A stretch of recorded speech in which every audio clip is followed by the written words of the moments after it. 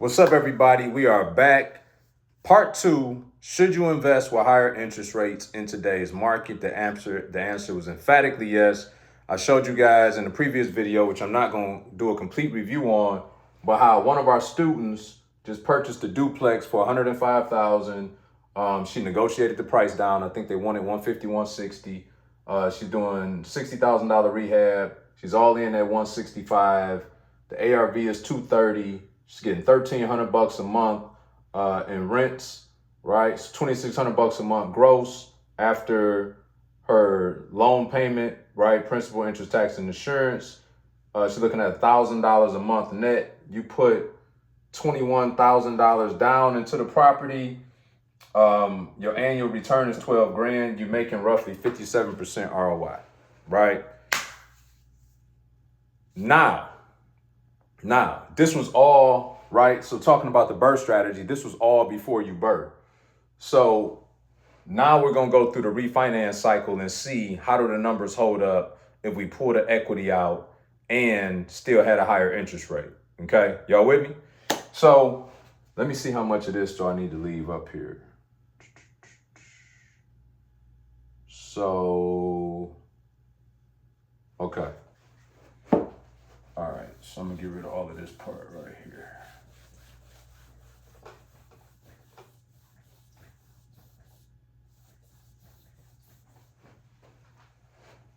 Okay, so here's the deal.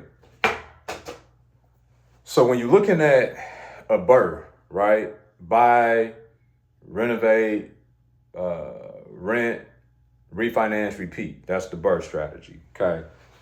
We gotta be careful that when we start to pull the equity out, that we still leave enough profit margin in the deal, right? We leave enough cash flow. Now, some of my critics out there will say, but B, you can get a DSCR loan, which is a debt service cover ratio loan, where the lender will say, you know what, we'll write you a loan so as long as your deal DSCR is at 1.25, right? Which means that your deal makes 25% on every dollar that's in the deal, which is cool. But while that's a safety mechanism they put in place for lending purposes, that's not a safety mechanism for you necessarily. So you got to be consciously aware of, where do I feel comfortable at in terms of how much equity I pull out versus how much money do I make every month still? Because insurance could go through the roof, taxes can be reassessed, millage rates go up. Now, these are things that we can't predict. However, if you play too close to the edge and one of those things happen, then all of a sudden you're in a really bad situation. And we never want to be in a negative rent situation, because then you don't have an asset, you got a liability. The dictionary definition of an asset is something that pays you cash flow every month, right? The definition of a liability is something that you pay for every month. That's the clearest distinction between asset and liability. And if your property is not paying you, then it's not an asset at that point in time, it's a liability, right? And I know there's some investors out there that buy for equity, and that's cool, God bless y'all, but we have no control over equity, right? Rates go up, the market slow down, sellers start discounting their properties, values come down, and all of a sudden you lose equity. When you buy cash flow deals, in my humble opinion, you need to buy them for cash flow. Some people buy them, they let the burn rate, they lose money every month, and then a couple years later they make a big exit. That's cool. I'm just telling you that's not how we do it. All right. And so anyway, I say all that to say this. So the ARV in this particular case is 230,000. Okay. ARV, let me use a different color. ARV is 230,000. Okay, that's the after repair value, is 230,000. So Alicia purchased this property. Her purchase and rehab was 105,000 and 60,000. So she's all in at 165. Okay. She put 21,000 down as a down payment, and the bank gave her a loan of 144,000. Okay. Those are very important numbers, and I'm about to show you why here in a second. So now, excuse me, on this refinance, so ARV 230. Let's say that the bank will give her a refinance of 75%. Okay. So they're going to do a refinance at 75% loan to value. So 75%,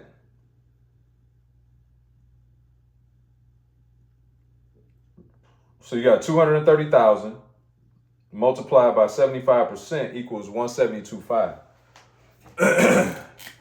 So this would be new loan amount, okay, will be 172,500. Okay. Now follow me on this. So let's say when she refinances that they give her an interest rate of say 7.5%, 30-year fix. Let's go to our mortgage calculator. 172,500 at 7.5% is 1,206 per month. Okay. So her mortgage payment is 1,206 per month. Okay. But then we said that she probably got another $400 or $500. Let's say $500 in interest, taxes. Insurance, taxes, and property management fees. Let's say she got another, let's be even more conservative. Let's say that she got another $600. Okay. So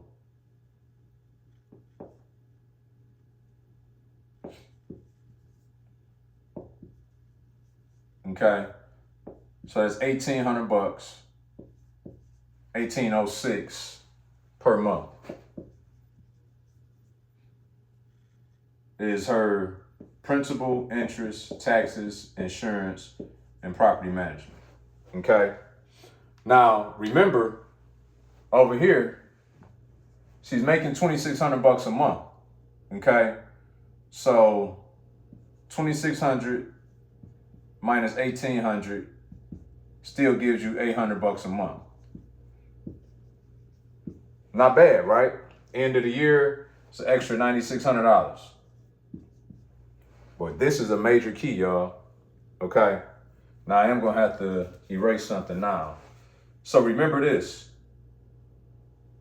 She has, actually I don't. So she has 21,000 in this deal. Okay. She's got 21,000 in this deal. But 21,000 plus the 144. Okay. Because remember, this is her down payment. This is what the lender gave her. So 144 plus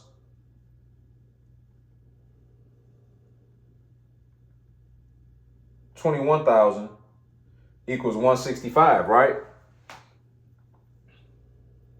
Well, watch this.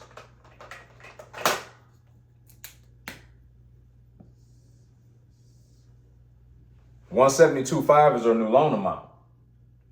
Okay. So what does that mean? This is what it means. So 172.5 minus 165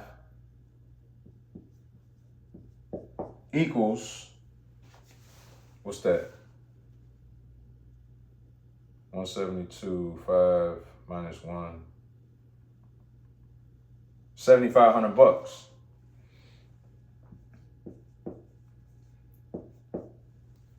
So when she goes to refinance, she's going to get her down payment back, plus the money that she owed the bank from the initial loan, and it'll be an extra $7,500 left over, provided that she got some closing costs and fees and whatnot. The point is, though, she'll be able to get all her money back, have no money in the deal, and still be able to make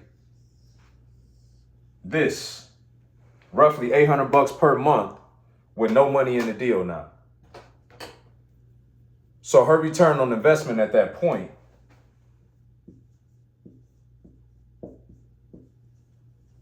is infinite. I know my handwriting is atrocious, which is why y'all need to listen better than watch. It's infinite, y'all. So in that particular case, with a higher interest rate, a 7.5% on a 30-year fixed mortgage, she can conceivably still make another $9,600 a year with no money in the deal, and essentially would have done the deal with no money out of pocket after probably 6 months of acquisition. If you want to learn how to do these types of deals and start to take full advantage of what's going on in the marketplace, I highly recommend, after you like, subscribe, share this video to as many people that you know and love, that you click the link in the description and join me on our next 5-day challenge, where I'm gonna be showing you how to go out and build a 6 and 7-figure business like this in a matter of 12 months using other people's money. So even if you don't have the down payment money, I'm gonna show you how to go get that. You do not want to miss this upcoming challenge. Go to www.iflipchallenge.com or click the link in the description, and I do you and your family a favor. This will forever change your life. I'll see you soon.